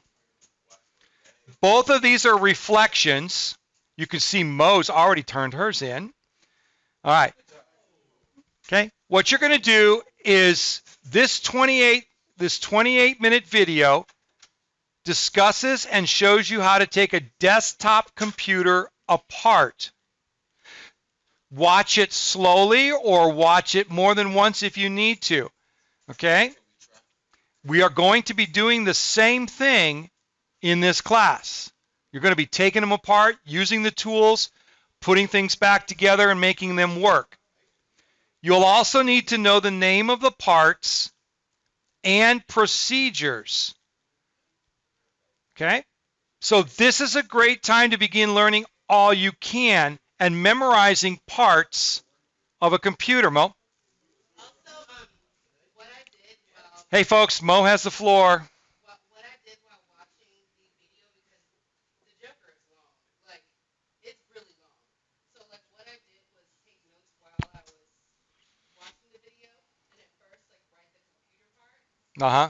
and then I wrote like the procedure. So Okay. right, I wrote an outline, so then I was able to write the paper. Very good. If you try to review the video while writing the paper, Uh-uh. Yeah. That's why I say sit back, relax, watch the video. Okay?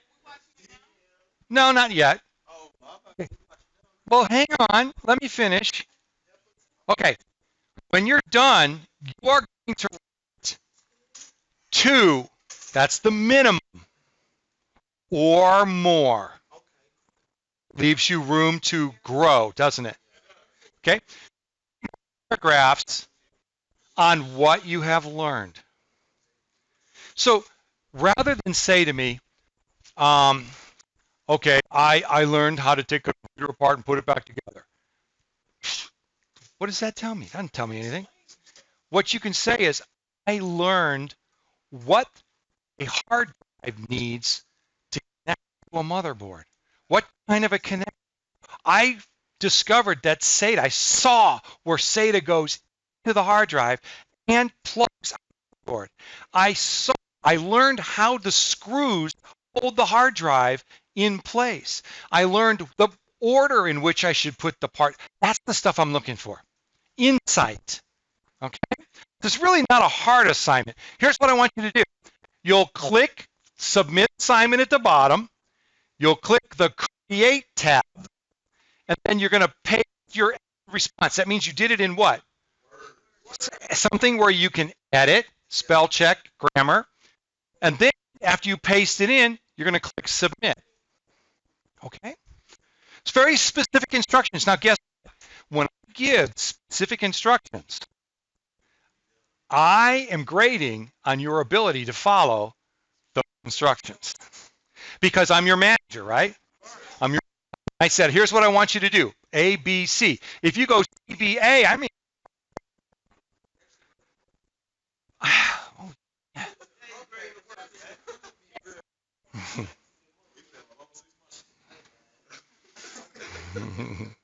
All right. Second assignment is almost the same thing, okay? This is one where you look inside. It's a shorter one, all right? The small parts may look complicated, but inside is really, interesting. So take a look at that one, and what are you going to do for that one? The same thing. There's no format requirements. There's no font requirements. There's no any of that stuff, okay? This is basic communication. Think of it like you're going to email me your response, but you're doing it through them. So don't worry about fancy stuff or inserting images. That's not this. This is about you expressing what you learned that convinces me you're an A student.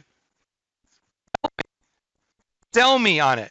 And don't just give me the, I did this period, I did that period, I learned this period. No, that won't cut it, will it? Come on, sell it to me. Make me believe that you are an A student. Yes?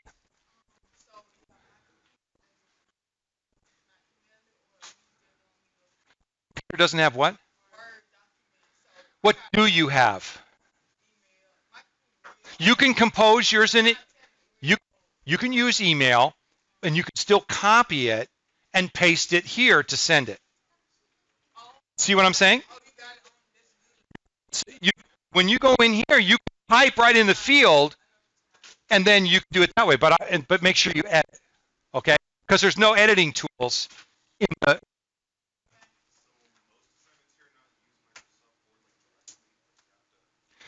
It's whatever tool you want to use to originally write, and when you've got it all nice and neat, spell checked and grammar checked, then you copy and paste it. So you're submitting your best effort.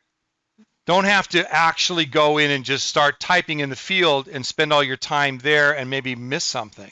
I'm suggesting, you do it in a program where you have the tools to check your work. Okay. Some people have gotten free Grammarly accounts, and they use that to check their work. Different types of things you can do. I'm asking you to be professional, the professionals you are. You wouldn't send an email to your boss. You forgot to use the shift key. Right? You wouldn't go, hey, boss, and then type everything in lowercase. You would type everything in uppercase. There are things we just wouldn't do. So remember, you reflect who you are through the work you submit to me. And I'm going to be looking for only the best of the best. Got it? All right. Okay. All right. Yeah. Hold on. Go ahead. You're going to wait? All right. So, given that we got through that presentation really quickly, because normally it's 2 full class periods, we have an extra half hour. Here's what I do when that happens. This time is yours. If you want to begin, you want to pull out your headphones or your earbuds, and you want to watch the video, or you want to sit with somebody and work on it, or you want to work on something from another class, fine. The only thing I ask is that we keep the rumble really low so we don't interfere with other classes. It's bad enough they can hear me through that. But we don't want them to think we're goofing off. We want to stay pro, right? Okay? And I'll be available if you have any questions. Stop the video, stop the recording, and start processing it. Is everybody good? All right, fantastic.